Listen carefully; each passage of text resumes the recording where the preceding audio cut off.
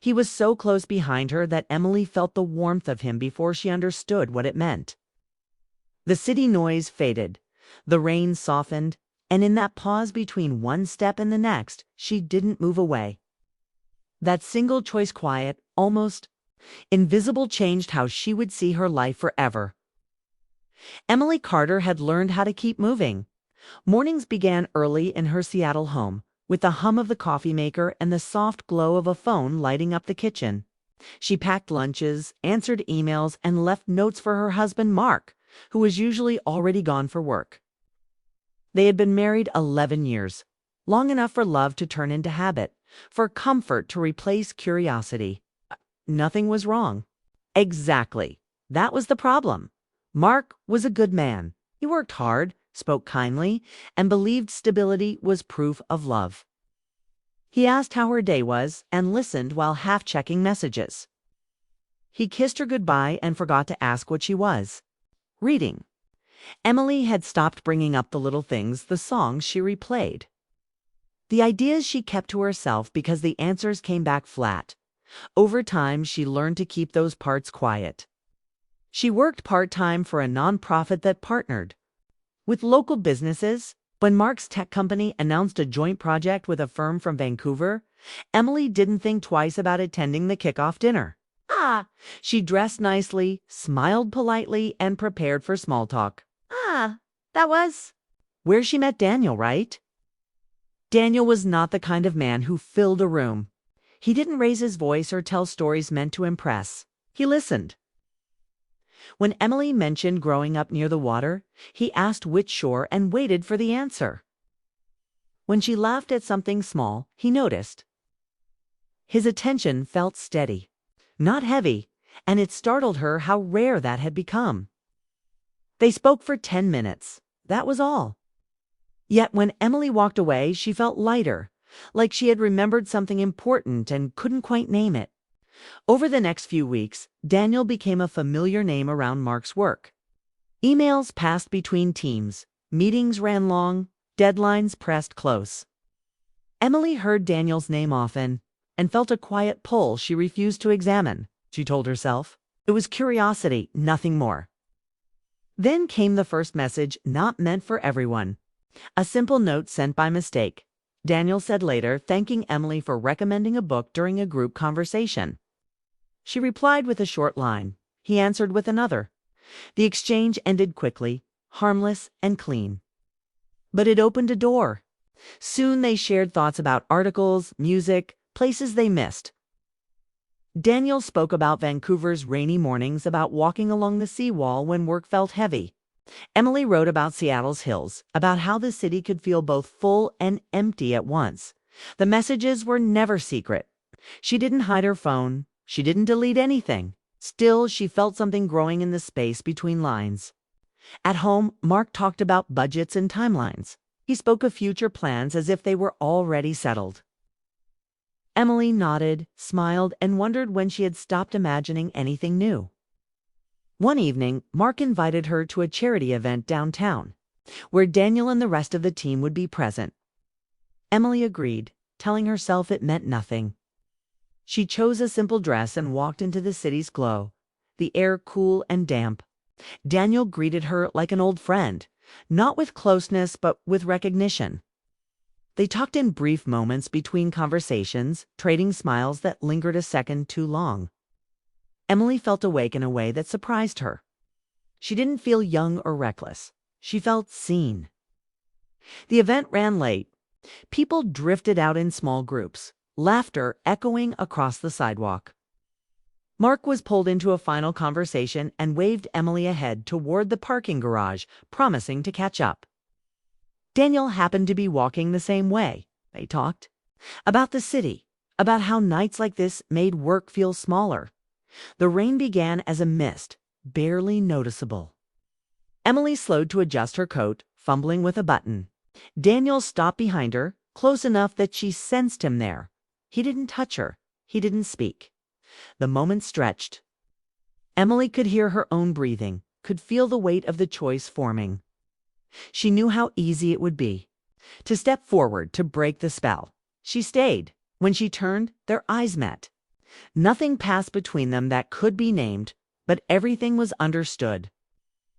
Daniel stepped back at once, giving her space, his face careful and kind. "I should head out," he said.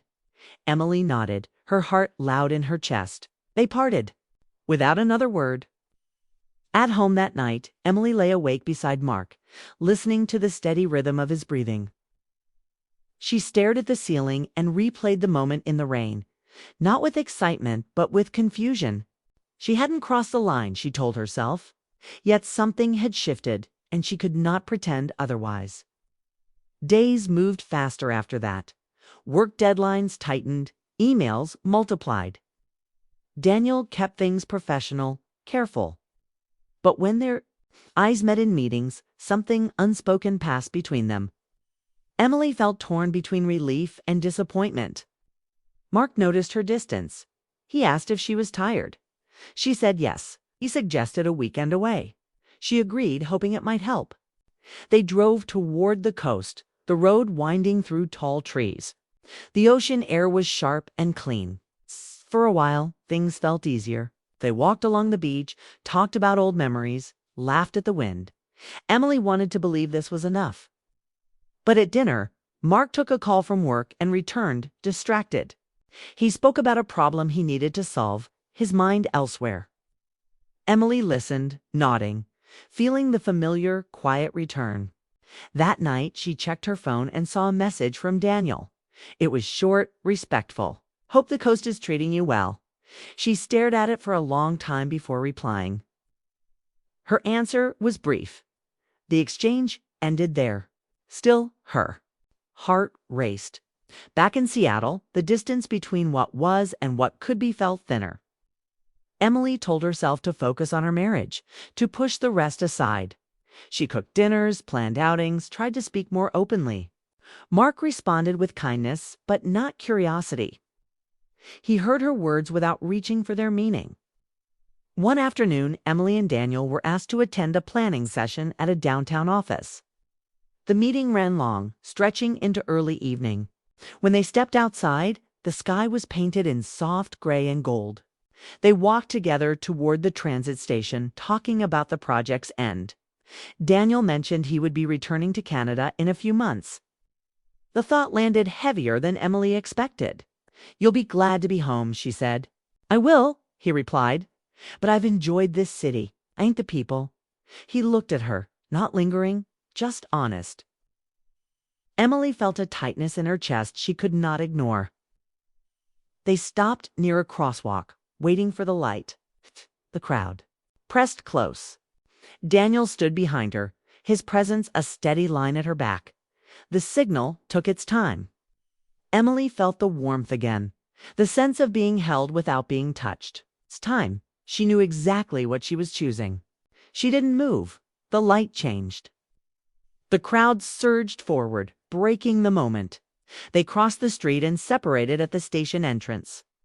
Daniel paused, as if to say something, then thought better of it. "Take care, Emily," he said. "You too," she answered. She rode home with her thoughts racing, aware that something important had just happened. Not an act, not a confession, but an understanding.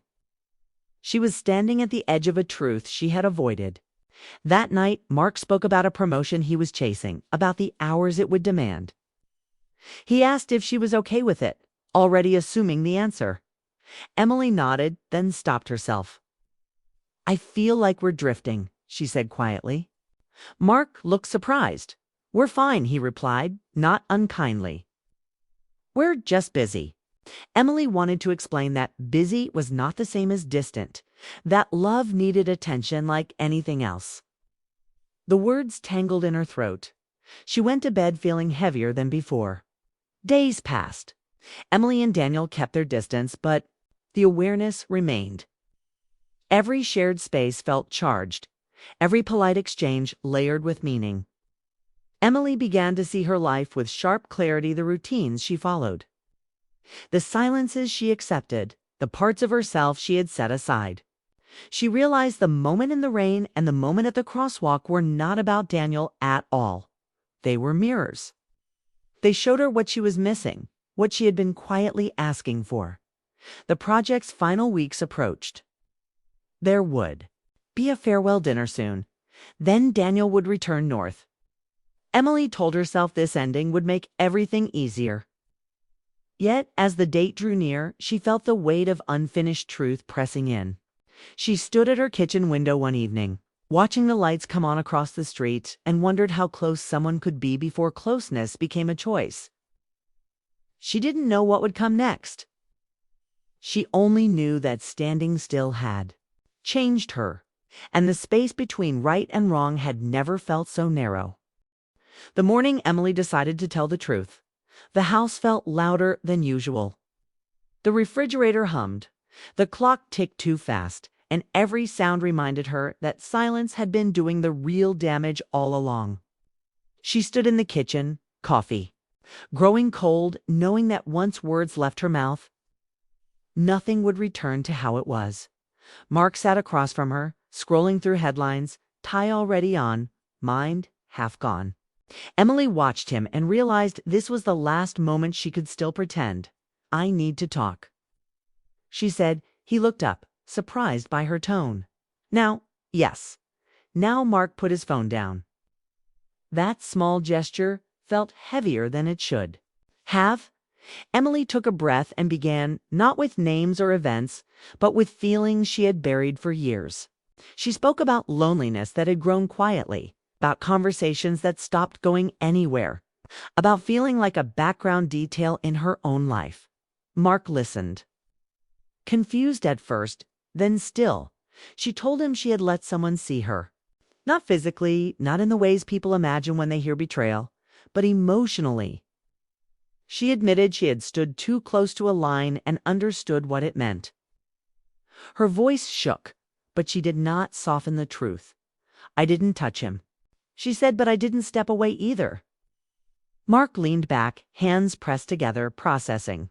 The room filled with a long pause that felt honest rather than empty. "Why didn't you tell me sooner?" he asked quietly.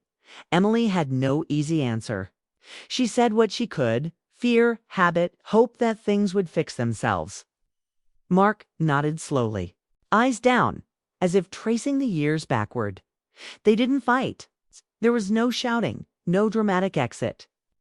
Just two people realizing they had been living beside each other instead of with each other. Mark said he felt blindsided. Emily said she felt invisible. Both were true. That night, Mark slept in the guest room. Emily lay awake, staring at the dark, replaying everything. She felt guilt, relief, and grief all at once. The truth hadn't freed her. It had opened a door she now had to walk through. At work, Daniel noticed immediately. He saw the weight in her eyes, the way she spoke more carefully. He didn't ask questions, he gave her space. That respect made everything harder. The farewell dinner came sooner than Emily expected. A reserved restaurant near the water. Polite speeches, quiet laughter. Daniel thanked the team, praised the collaboration, kept his tone professional. When his eyes met Emily's, there was warmth there, but also distance. He was already stepping back. After dinner, people lingered outside. The night air was cool, the city lights reflecting off the bay. Emily found herself standing near the railing, watching the water move. Daniel joined her, careful to keep a respectful distance. "You okay?" he asked. She nodded, then she shook her head. "I will be." They stood in silence, the kind that didn't demand anything. Emily realized this would be the last moment they shared like this. No expectations, no secrets, just honesty. "I told my husband," she said. Daniel turned slightly, attentive but calm. "How did it go?" "Hard. Necessary." He nodded. "I'm glad." She looked at him then, really looked. The attraction was still there, but it felt different. Now, smaller, quieter. It had done its work. "I never meant for this to become something," she said. "I know," he replied. "Sometimes connection shows us what we need to see. That doesn't mean we take it with us." Emily smiled sadly. "You're good at saying the right thing." Daniel smiled back. I've had practice saying goodbye. They didn't hug. They didn't linger. When they parted, it felt complete. Daniel returned to Vancouver the next week. The office moved on quickly, projects replacing people as they always did. Emily felt the absence, but it wasn't sharp. It was clear. At home, Mark and Emily tried to talk, met with a counselor, spoke openly, revisited old memories. Some moments felt hopeful, others felt forced. The truth settled slowly but firmly. Between them, one evening, after a long conversation, Mark said what neither of them wanted to admit. I don't think we know how to reach each other anymore. Emily felt the words land, painful but honest. She realized that staying would mean continuing to disappear, and leaving would mean starting over alone.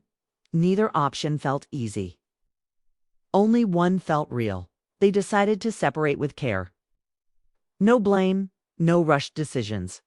They told friends and family gently, explaining that sometimes love changes shape. And holding on can hurt more than letting go. Emily moved into a small apartment closer to the city.